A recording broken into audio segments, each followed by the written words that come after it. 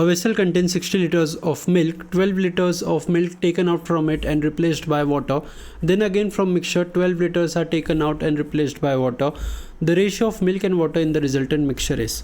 So first of all, there is a vessel and it contains 60 liters of milk. So this entire vessel is filled with 60 liters of milk and the capacity is also 60 liters. Right.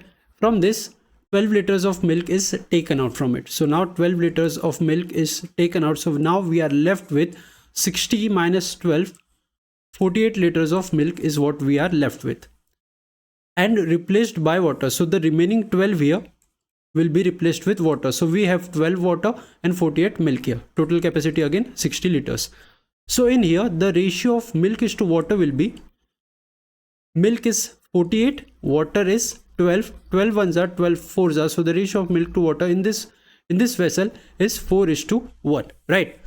Then again from the mixture 12 liters are taken out.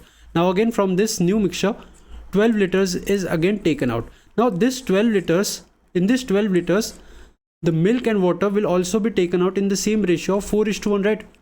So here if we want to calculate milk taken out here, it will be 4 parts out of the total 5 parts of milk is taken out. So 4 part out of the total 5 parts from this 12 is taken out. So 48 by 5 milk is taken out. Again for water, 1 part out of the total 5 parts of water is taken out.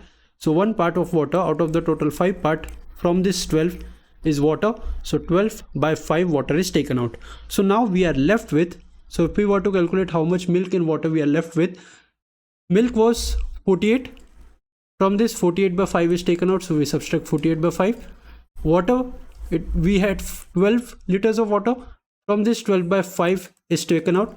Now we are left with this and replaced by water. So the amount of milk remains the same, but we are replacing these 12 liters with water. So we had 12 water over here.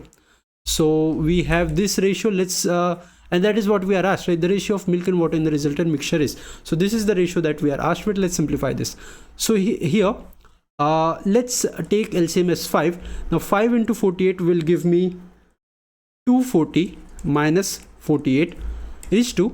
Again 5 will be the LCM here. 5 into 12 will be 60 minus this 12 plus again 5 12s are 60.